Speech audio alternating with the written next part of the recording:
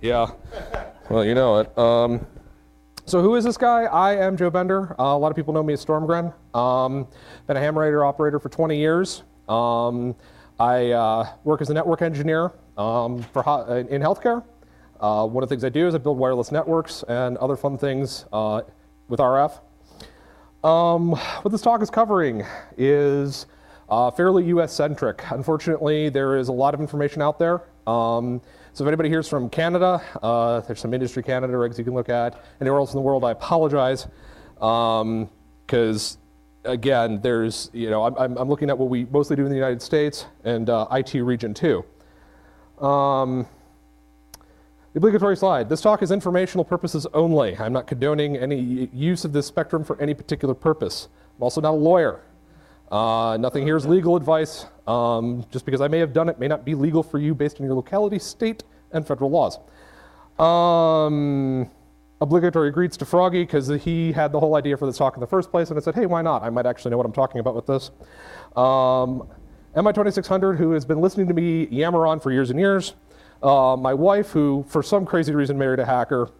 And then also kind of a shout out to my dad, who basically 20 years ago, he took me to my first ham radio test to get me licensed. And because it was, you know, farther than I could bike. If it wasn't for him, I wouldn't know anything about this, wouldn't have the career I have today. So thanks to him. So said IT Region 2, what is that? IT Region 2, well, the ITU, the International Telecommunications Union, is a UN agency based in Geneva. This is basically what every country in the world is, well, more or less, is a signatory to various international treaties. And these treaties and these regulations cover how we use radio spectrum on the planet and above the planet, because they also cover things like satellite orbits, satellite communication frequencies. So all of your ComSats that are up overhead, geostationary, those orbits are actually coordinated through the ITU as far as I know. The world's divided into 3 regions. North America, South America, and Greenland are all in Region 2. So most of the regulations, or most of the things I'm talking about and the uses I'm talking about are focused around this particular region. The reason I bring this up is that frequency assignments really aren't universal. Good example of this is the FM broadcast band. You know, US and Canada, we're used to, you know, you tune on your FM radio, 88 megahertz to 108 megahertz. If you're in Japan, it's 76 megahertz to 90 megahertz. It's not the same frequencies. Another example is the 70 centimeter amateur radio band. It's 420 megahertz to 450 megahertz in ITU Region 2 and Region 1 with some exceptions. 430 to 440 in Region 3.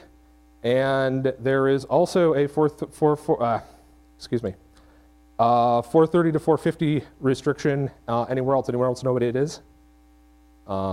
Basically sitting inside here, we can see Canada. We're within 200 miles of Canada. There's a treaty restriction between the US based on how Canada uses the spectrum versus how we use the spectrum. What the heck is this radio spectrum? It's electromagnetic energy, usually considered anything below 300 gigahertz.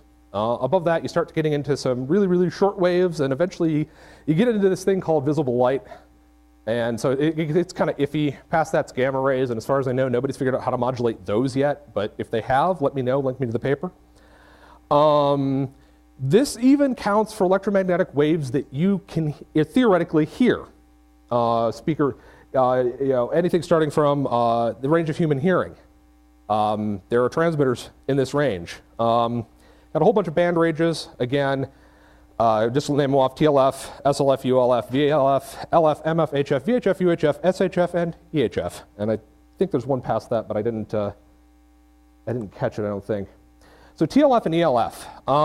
What is this? 3 hertz through 30 hertz. Under good conditions, human hearing starts at 20 hertz.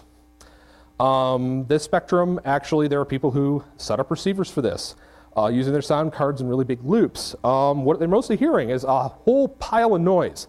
The Earth is really a very noisy place electromagnetically speaking, because we have thunderstorms. There are certain wind conditions that can do this. The aurora actually, Earth's magnetosphere being bombarded by particles, can occasionally generate radio waves. But these are all happening at very long wavelengths. So a lot of the stuff is really impractical to use. You'd need large antennas measured in miles.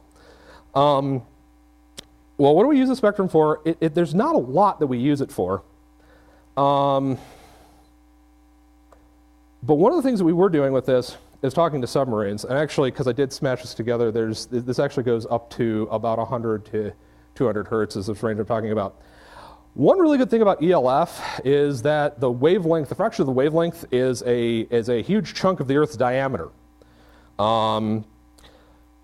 This is useful because if you need to talk to things that are effectively under the surface of the Earth, in mines or in the case of the navies, you want to talk to your submarines. It's kind of hard to get a radio signal to penetrate the water, but if it's resonating through the Earth because it's a fractional wavelength of the Earth, it's going to actually get down there pretty well. You get some really slow bit rates. It's 1 BPS, 1 bit per second or less. Because I mean, you're talking about something, a wave you can hear. It's 76 hertz. As a reference, power line, AC power line is 60 hertz. So just a little bit above that. But again, we're talking large portions of the Earth. Very large antennas. We actually built one. 2, actually. One in Wisconsin, one in the UP. And it's the actual Earth itself. It has to do with, and Andrew back there actually filled me in with some of this. The frequency chosen actually has to do with the size of the granite shield that this is actually sitting on, geologically speaking. It's a horribly inefficient setup. When they were using this setup, it's been decommissioned, they put in 450 kilowatts of power, and they got about 2 to 5 watts out, radiated, on a good day. And it's 14 miles long. They basically would take from the transmitter site, and you'd branch out the antenna 14 miles in either direction, put a couple of stakes in the ground, radiate power into it. Well, all antennas have to have something to work against, so all the stuff you could see above ground is actually the ground plane. The ground is the antenna.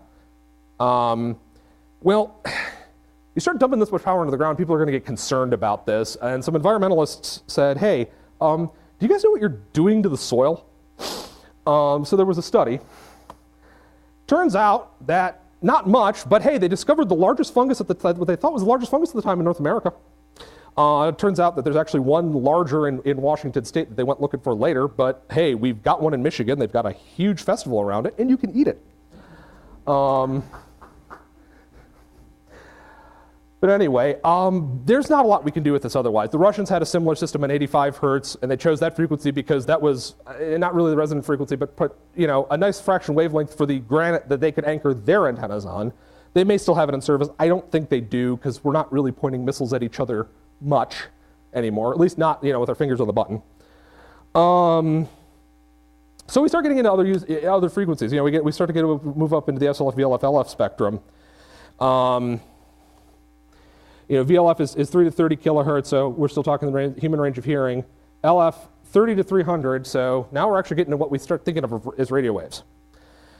Propagation, we can actually start building antennas for these that aren't measured in whole states. The propagation is ground wave, meaning when I radio signal out of the antenna, there's 2 ways it's going to go. It's either going to go radiated up, or lower frequencies like to hug the ground, so it will radiate outward and basically travel the Earth's surface. It's using the wave kind of likes to propagate along the ground.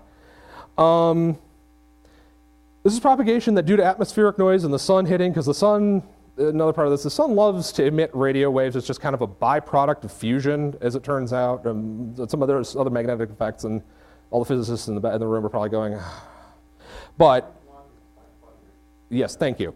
But the thing puts out it's the largest radio broadcasting system in the vicinity. So you get a lot of interference from it and some atmospheric factors. So this actually works a lot better at night. Military makes a lot of use of this. Some of the old radio location services were in this range. You still need a lot of power because, again, most of your propagation is via ground wave. If everybody's familiar with those atomic clocks, you get the radio clocks. That's station WWVB. It's run by NIST, National Institute of Standards and Technology, out in Colorado. It transmits at a frequency of 60 kilohertz. Best time to receive that is after your local midnight, which is why you see the clocks sync after about 11. They'll start trying to pick up a signal and synchronize. You won't see them doing during the day, unless you happen to live in Colorado, because you're going to be able to hear it there. It needs 70 kilowatts of power to cover the entire continental United States. Originally, it was like 25 kilowatts or so, and those clocks really started to take off when they decided to upgrade the system in the late 90s, early 2000-ish. But yeah, but it's a time signal. Turns out that these are really critical things. Everybody likes to know what time it is. Everybody back in the day also didn't have standard frequency references. We were doing stuff very crudely, and this is a long history. Doing things very, very crudely. Crystal frequency references hadn't been invented yet. And somebody needed to actually figure out what a frequency was. So at some point, they said, okay, this signal right here is 60 kilohertz. And hey, if we're transmitting this, so this is the precise frequency. So if you calibrate your stuff to the thing we're transmitting, and everybody does this, we can all agree on a standard. The way they used to do this is with precision crystals. Now they use cesium beam or hydrogen maser technology, so basically your actual real atomic clock. And so, hey, and if they said, hey, if we're going to transmit this, we might as well also tell people what time it is, because that's a, you know, if we're going to be standards, let's double down here, because this is, you know, just emitting a 60 hertz carrier or 60 kilohertz carrier wave. Yeah, we might as well send the time to. So what else we use LF for? There's some experimenters. They're called loafers. They operate 137 kilohertz-ish range. Long antennas, low power, Morse code. They don't have to be licensed because they're operating under certain rules, Part 15 rules of the FCC regs that say as long as I don't exceed a certain amount of power or a certain amount of antenna gain, I can use the spectrum.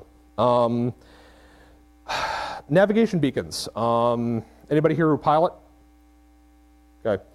One of the things you used to use back in the day, and they're still in use today, are non-directional beacons. They're basically broadcasters that just keep sending out their Morse code identifier over and over and over, and they're in an airport. You got a little pointer in your aircraft. You can see the direction to that station. This system is extremely old, and at the time, we weren't making use of the spectrum above about 30 megahertz, tops. That's even a stretch. So they were using the low part of the bands. When radio was first invented, this is all considered state-of-the-art stuff down in these really low frequencies. I mean, they're using gigantic alternators spinning at multiples of frequencies to get this out, just to be able to transmit it, because, you know, even vacuum tubes were considered brand new and experimental technology. DGPS beacons use similar frequencies. This is, you know, if anybody's familiar with GPS, you've got WAS. Before that, we had DGPS to determine your offsets. These are all beacons run by the Coast Guard. There were some radio broadcasts in LF. This is a bigger thing in Europe than it is here. Most of those are going away or gone. And the last thing is everybody's familiar with your prox cards to badge through at work. Those are in this band. This is a recognized and licensed use of the band between 120 and 150 kilohertz. There's some variations on them. Most of them are around 125-ish. So now we go from LF up into MF. Medium frequency. This is where, you know, things start looking familiar. 300 kilohertz to 3 megahertz. Propagation also changes. I was talking about ground waves. You know, it hugs the Earth. During the daytime, this is true because of how the ionosphere works. Excuse me. As the sun goes down, the Earth's atmosphere relaxes, and the radio signals now start to be able to bounce off of upper layers of the Earth's atmosphere. And so this is why your AM stations at night, you can start to hear them as it becomes dark. You can hear farther and farther and farther, because you're actually hearing the signal skip off the atmosphere and come back down at you. A lot of AM stations actually have two sets of operating rules, daytime rules and nighttime rules. So they don't step on each other because they can all hear each other. So they'll change their antenna pattern. My target market is northern Michigan. So instead of radiating omnidirectionally, I'm going to point all of my signal toward northern Michigan. So I'm not stepping on the guy 300 miles to my south. So yeah, the AM broadcast, you know, A couple other frequencies. 500 kilohertz used to be the frequency you'd monitor if you were on a ship. CW, international frequency, defined by treaty. A lot of that, I think that came out of the Titanic disaster. Also, as we get up toward in the band, 160 meter ham radio band. It's the first real ham radio band we get.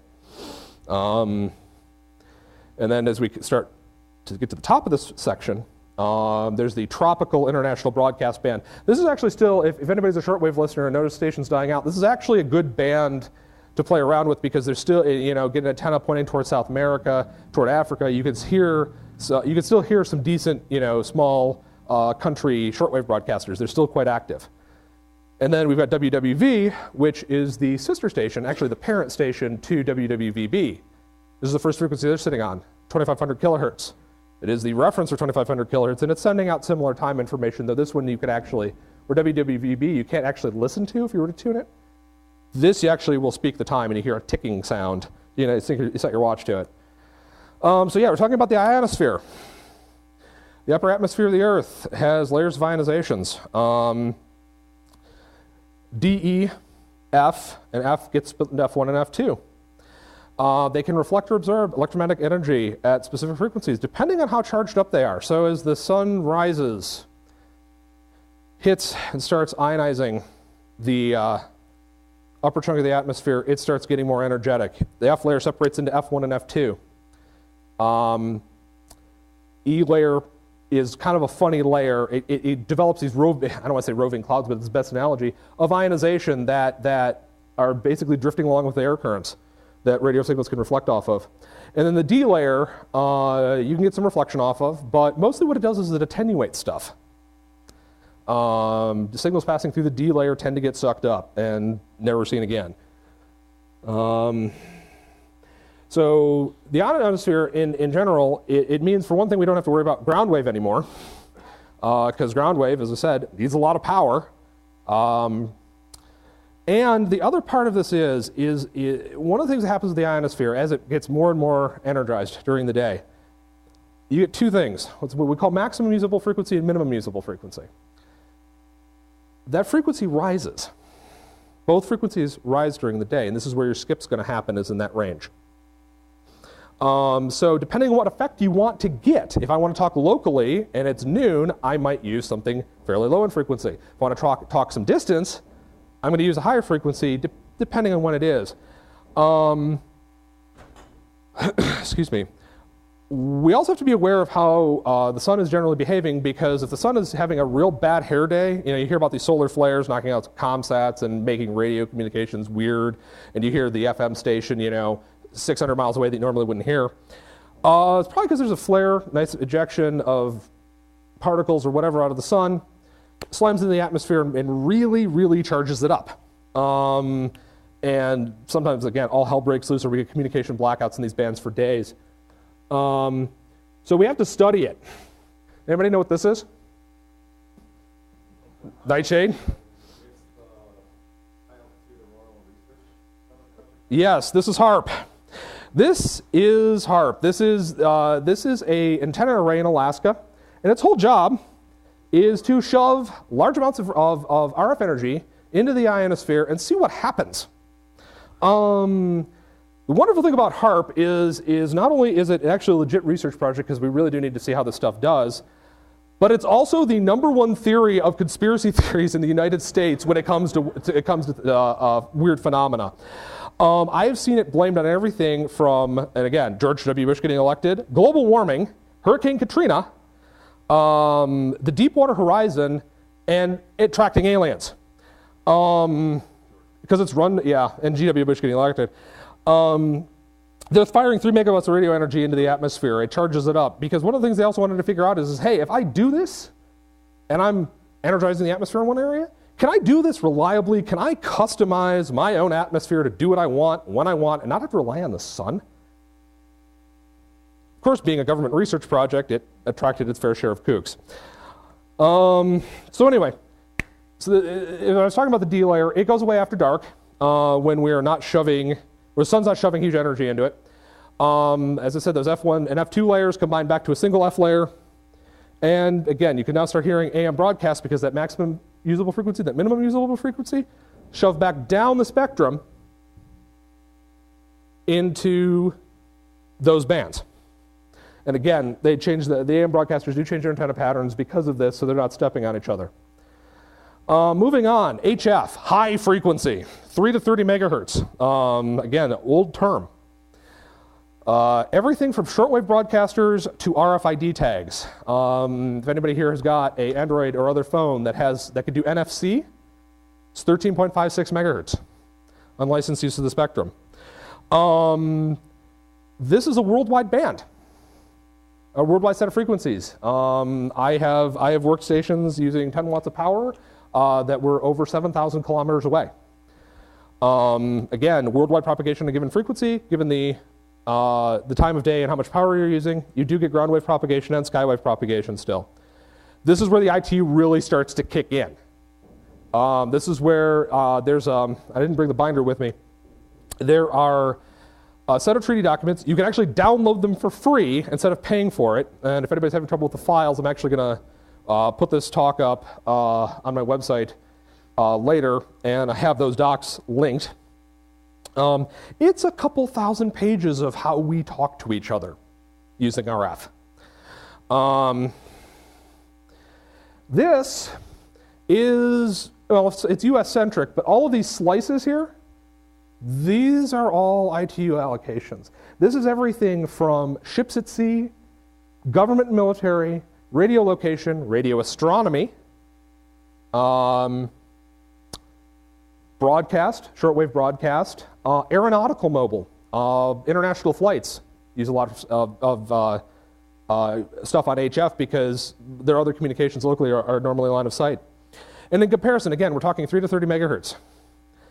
One 802.11g wireless network channel, your home wireless router, it's 20 megahertz wide. 802.11n is 40 wide. It isn't going to fit here. And with the fact that we are putting a lot of stuff in here is because it's an old band. We don't tend to use wide bandwidth modes. It's a very well understood problem. Modulation types tend to be very narrow. So you're talking about AM, up to 5 kilohertz. Range human hearing, again, is upwards of 20 hertz, or 20 kilohertz, I'm sorry. And they're one of the bigger chunks in the band. Some of those larger slices are shortwave broadcasts. Everybody else tends to use single sideband, which is a subset of AM, and it's very narrow bandwidth mode. They use some sort of digital frequency keying, which basically I'm starting on one transmit frequency, I move to another frequency, I move back to that frequency, I move up to that frequency. And each one of those is only about a hertz wide, so it's a very efficient use of the spectrum. Not very fast data rates. You're not going to see 100 megabit here. It's not going to happen because they're really fat signals. And then good old Morse code, still in use lots of places. Not so much commercially, but ham radio operators have this thing about it, and it's never going to die. Again, maritime fixed and mobile stations, shore and ship stations, aeronautical stations, so think the ground stations in the airplanes. Again, radio astronomy, radio location, more time and frequency standards. We still have that all throughout the band. And what I said by legacy radio services, anything that's been around for over 50 years, there's going to be a lot of radio services in this spectrum. Let's see. And again, as I keep saying, time of day does matter. Used to have to train radio operators. These guys were like the network engineers or IT rock stars of the day. These guys made some crazy money back when you needed to, go to school for a couple of years to really be good at it. Automation, like many things, has made a lot of this redundant. Military, governments, even some commercial applications use something called automatic link establishment. And what it is the transmitter, using some technology so they can rapidly change frequencies, basically goes and tries to ping the other guy they're going to go talk to. It says, hey, can you hear me? Hey, can you hear me?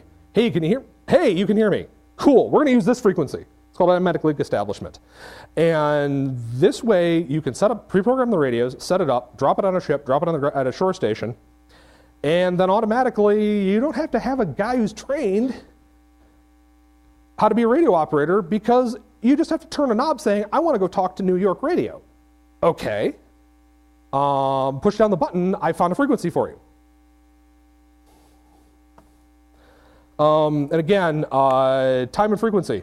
still a critical thing. As we moved through the 20s into the 30s and upwards to the 40s, we realized we needed standards for this stuff because not everybody could quite agree on what a hertz was.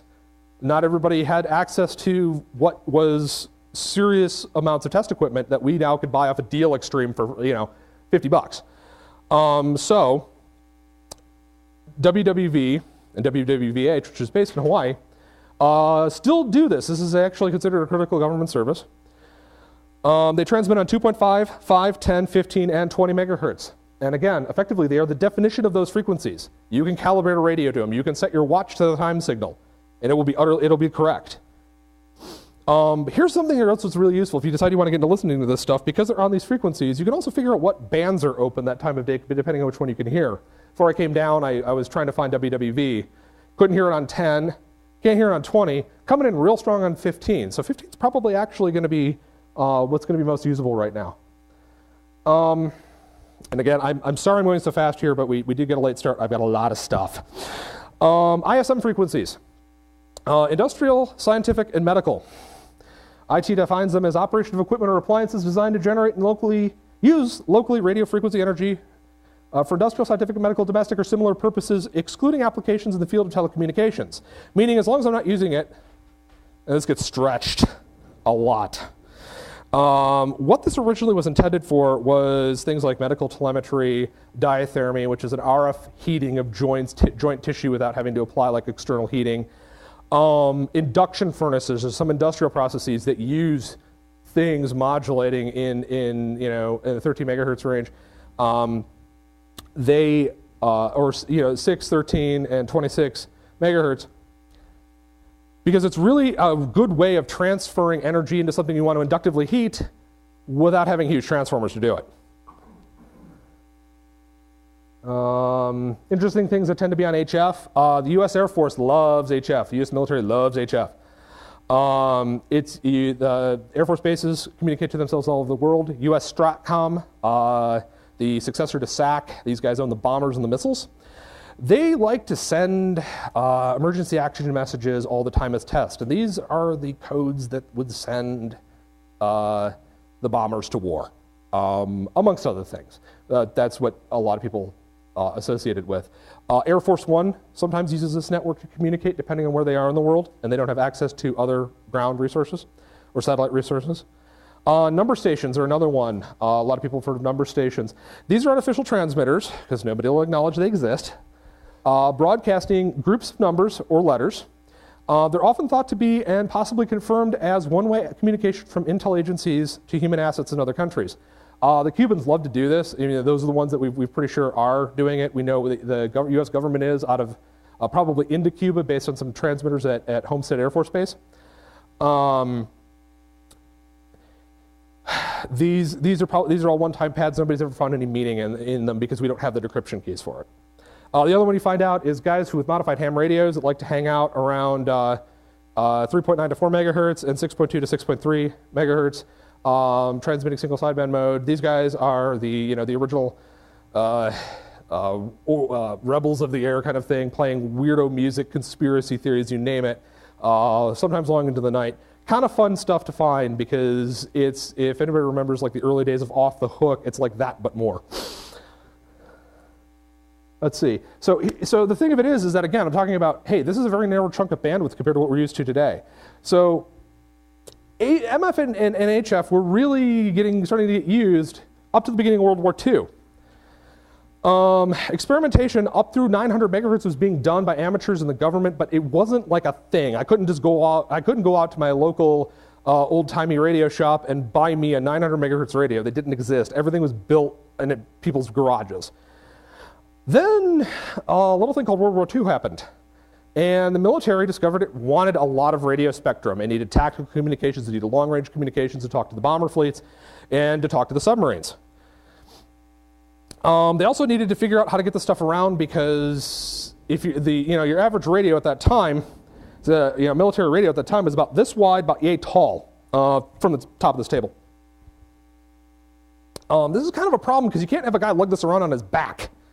There was Jeep-mounted radios that were higher power that did do this, but the miniaturization really took off around here. We also invented something called radar. Radar came around about this point. The original, or the radar that started detecting the Japanese fleet at Pearl Harbor was actually in operation on 101 megahertz at that point. But again, large amounts of equipment. So we got into miniaturization. We got into using VHF and UHF. Also around this point, television gets invented. But television at that point is a very analog signal. Is a kind of a problem with TV. The more information you want to transmit at a given moment, your bandwidth, your bits per second if you're thinking digitally, the more bandwidth you need on the air to do this. If you're in the late 1940s, you want to send television, you need to do it in analog because, well, we don't have the digital techniques. The first computer is taking up something about the size of this room and then some, and it's barely good at crunching. You know, it's basically a glorified pocket calculator. You need to do it analog, and in order to make it not choppy, you have to send 30 images effectively a second. Voice-only transmission, we're talking a couple of kilohertz. Analog TV, 4 to 6 megahertz of bandwidth. That, you know, we're showing, you know, you got 27 megahertz of HF spectrum. That goes away really quick. We're not going to find anywhere good to put it there. So, but hey, we've got this new VHF stuff that we figured out how to use because we were, you know, off bombing Germans. Cool. So we go up and put this in 54 to 72 megahertz. This actually started to get allocated right around the time of the war. And the whole reason we don't have a channel 1, military took that because they said, hey, this would be useful for local communications. Let's take this. After the war, they said, hey, those amateur radio operators, we're going to reallocate their bands. They've been able to operate in like 4 or 5 years. Let's give them something on VHF. That's a 6-meter amateur radio band. It's effectively TV channel 1. This led to a lot of conflicts between hams and television broadcasters and people in their neighborhoods anytime they wanted to operate on 6 meters because channel 2 often got blown out if they were operating too close to it. Or channel 2 would interfere with the ham bands. Propagation starts to change above this point. The ionosphere really stops cooperating around 50 megahertz-ish. It's not going to be helping you get your signal out. So point-to-point stuff is you know, VHF is really starting to become good for point-to-point. The lower bands, you know, the lower VHF bands, often used by state troopers, if you look at some of their frequency listings, is because you do get a little bit more distance out of them. You actually can get propagation out of signals like that. 6 meters is kind of known as the magic band because every so often, you know, you're having a conversation with somebody and then you hear a guy from California, if you're sitting in Michigan or Ohio, and all of a sudden somebody from California jumps in and says, hi. And you talk to them for 5 minutes and then they're gone because it's very erratic. Yeah.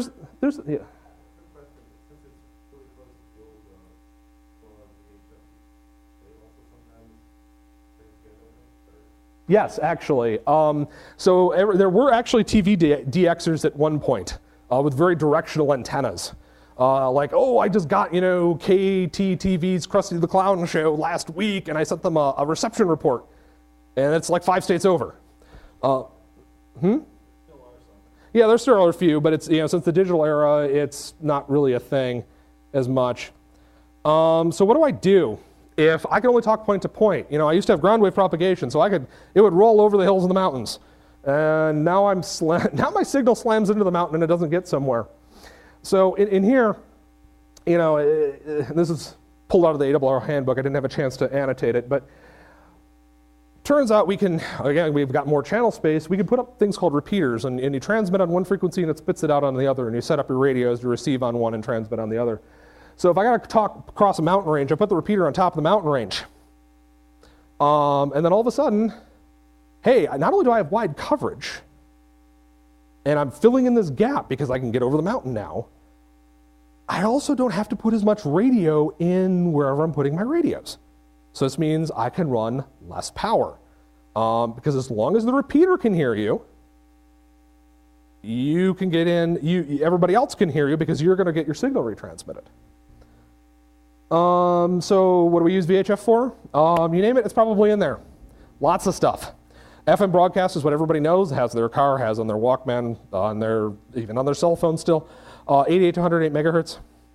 Amateur radios got allocations throughout 50, 144, and 222 megahertz. Public safety was one of the first biggest users of this commercially after the war. Right above FM broadcast is aircraft communication and navigation signals. So this is all of your tower communications locally. out to a couple hundred miles in the air. MERS, which is part of the old business band, 151, 154, which may or may not be used at certain conventions. And maritime VHF, so your local boater traffic. So if you've got your, your VHF, or you got your maritime radio in your car, or not your car, in your boat, it's in this range, toward the top of this range. Interesting stuff in VHF. We have weather satellites on near 137 megahertz, polar orbiting weather satellites that are broadcasting. You can actually set up a receiver and hear all of this information that is broadcasting all of these weather satellite pictures down to you. ACARS, which is aircraft data, so you can see tasking orders and fuel states and spare part stuff being sent from planes to ground. NOAA weather radios around 162 megahertz. Again, we got MERS. You hear some very interesting conversations there. 162 to 174 is government communications. This is everything from the Secret Service, the FBI, Treasury. Coast Guard occasionally shows up in there because they're under Treasury. And Department of Homeland Security. You're not going to find much information other than what people have figured out it is, because these are, hey, the government has this. If you search this in the FCC database, you're not going to find it. And then NAVSPA, NAVSPA what? This is the Naval Space Surveillance System, because it was originally used by the Navy. Now it's the Air Force Space Surveillance System. It's known as the Space Fence. This little antenna array is on, there's 3 locations. And they're transmitting on various frequencies around 260 megahertz. They're transmitting this with a lot of power straight up. Then you've got 6 receiving locations across the United States.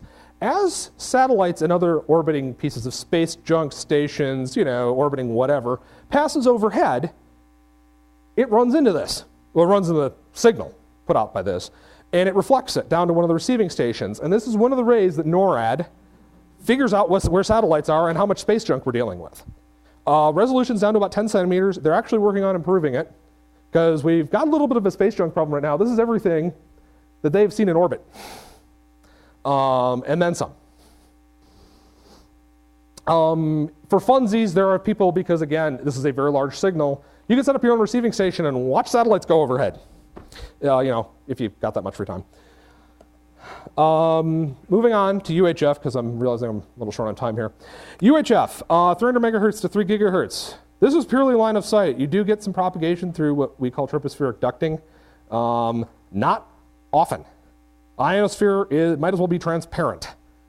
Depending on the band, sometimes it works better in buildings, sometimes it doesn't. Depends on what the building's made of, but sometimes you get better penetration for things like windows because the wavelength is shorter. This is one of the biggest utilized commercial bands in the United States and in Canada. The huge chunk of it initially, however, I mean, other than the commercial bands, was, everybody remembers UHF TV, and all the channel numbers you had versus the old, 2 to 246, or 2, 3, 4, 5, 6 stations. It's a 516 megahertz wide band originally, from 470 to 896 megahertz. This is a lot of spectrum. As everybody knows, we converted over to ATSC, digital television over the air, a few years ago. This is one of the big reasons why. It wasn't to force everybody to buy a new TV set. That's why you can get those tax discounted boxes. It was because this is a lot of really prime spectrum to use. And, cell phones are taking off. Commercial use is going up. Well, we really need to do something about this. So this is why the digital conversion, one of the reasons the digital conversion was mandated, because everybody's chomping at the bit for easy to access, easy to use spectrum. So this led to this phenomenon called TV white space, if anybody's heard of that. Because the signals for digital television are much, much narrower than that 5 to 6 megahertz wide television signals. Because of this, you have a lot of space between channels.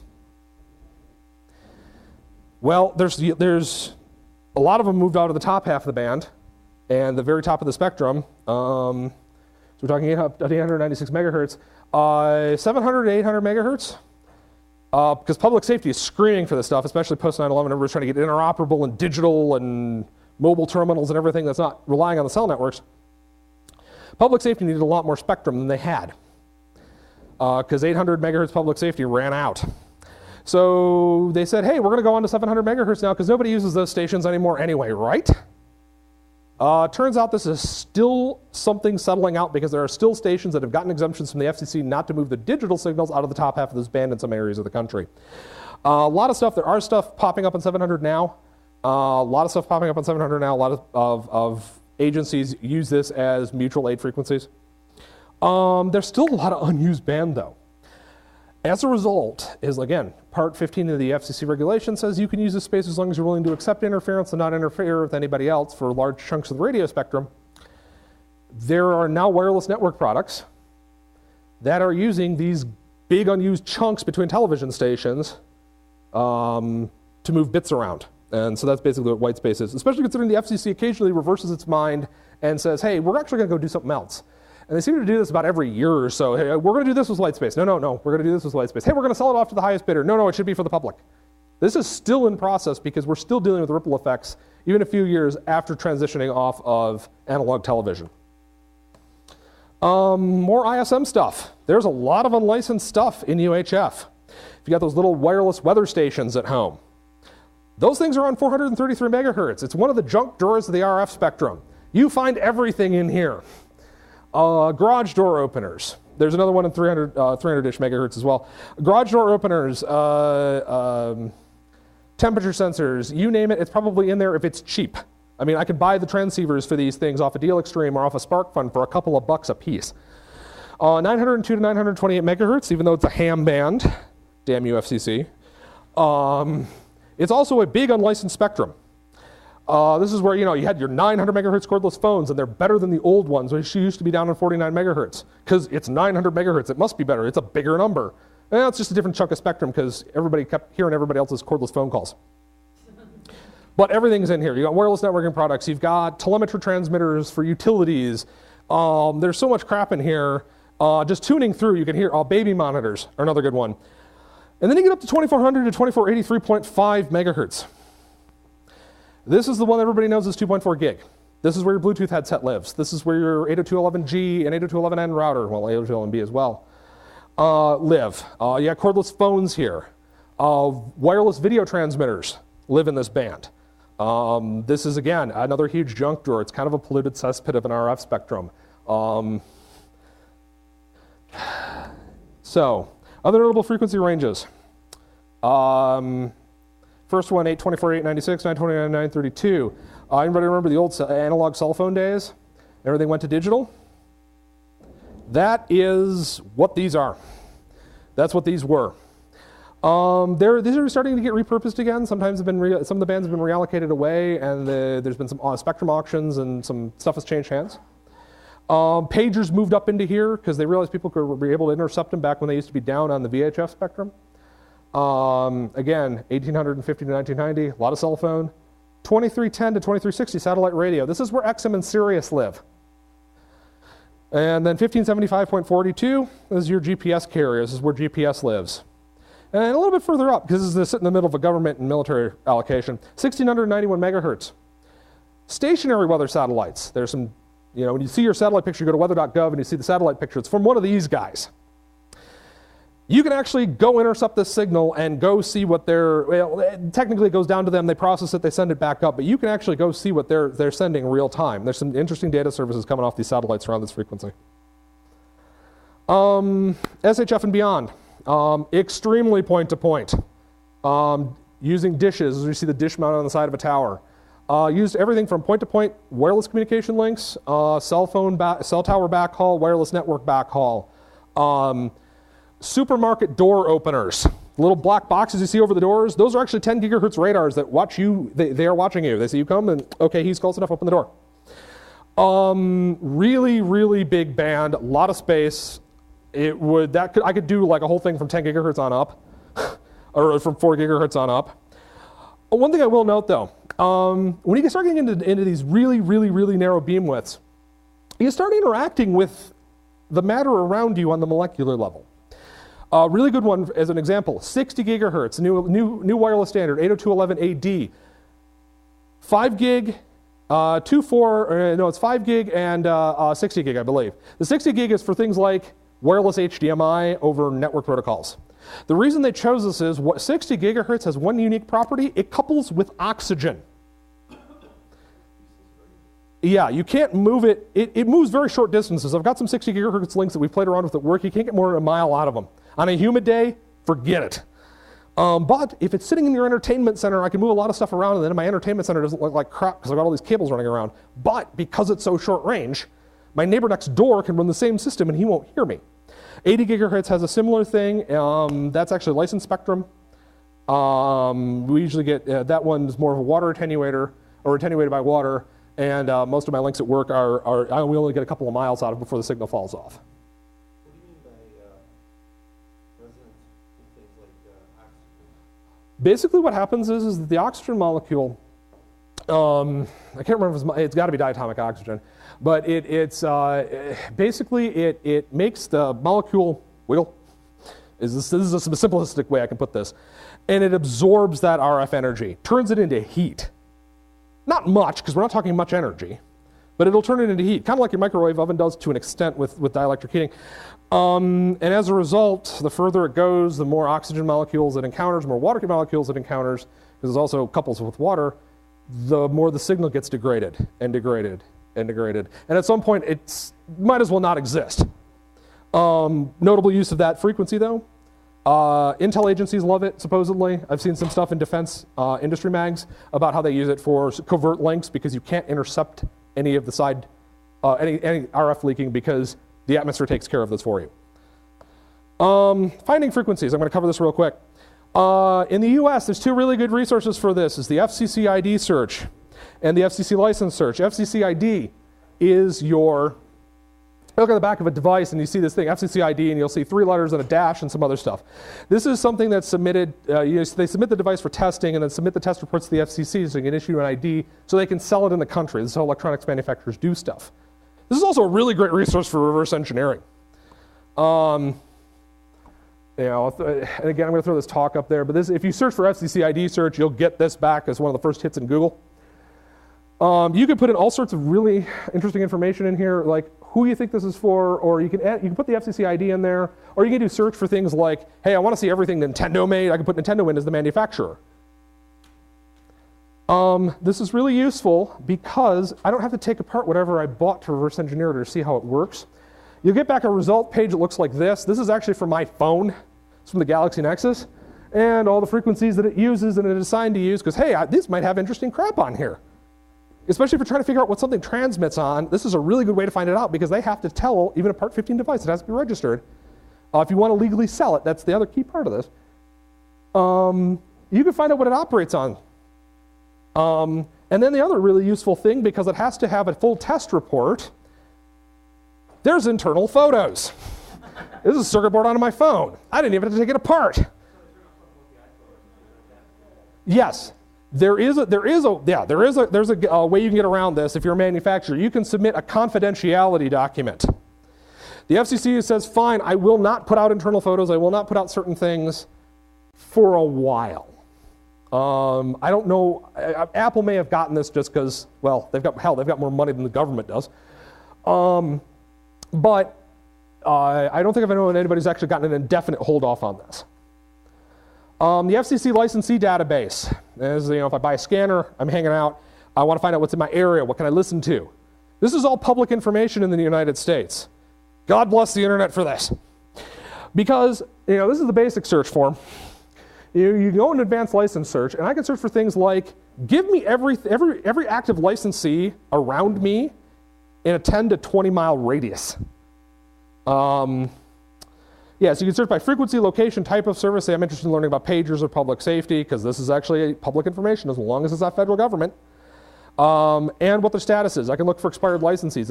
If I'm a commercial radio user and I think somebody's still using my frequency who shouldn't be, I can see who had that frequency before me.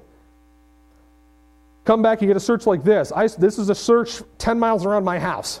This is everybody, this is one of several pages, because I didn't expand it all the way out, of licensees who are active in my area within 10 miles.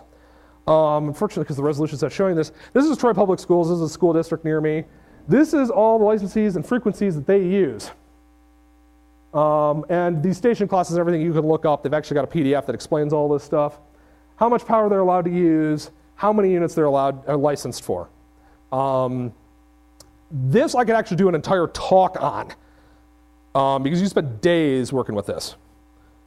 Real quick, radio reception gear.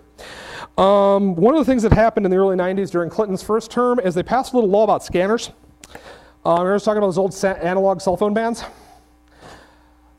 Those are, you cannot legally sell a scanning radio receiver in the United States that can receive these directly or be modified to receive these directly.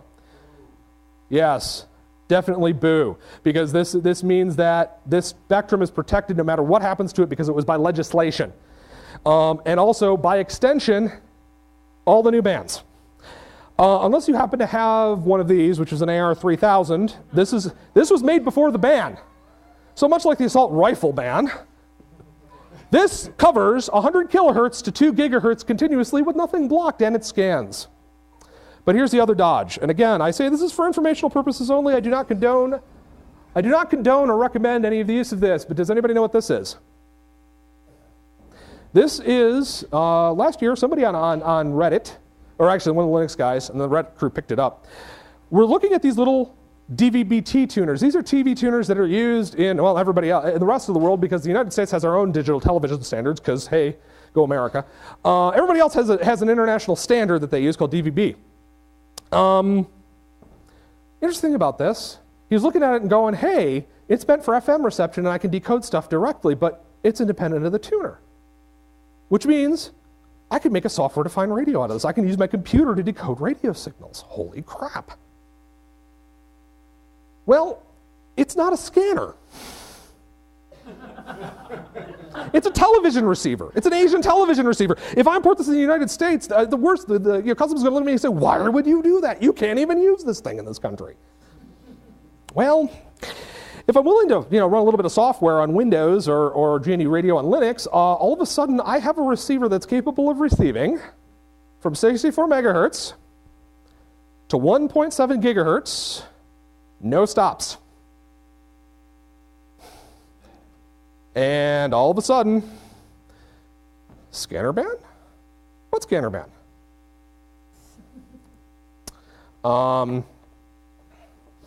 Yeah, there's some interesting things you can do with these.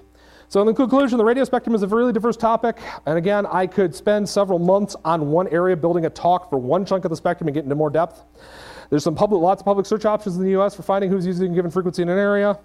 And your brain may be full at this point, and this is totally and absolutely normal, because I know mine was when I finished this slide last night.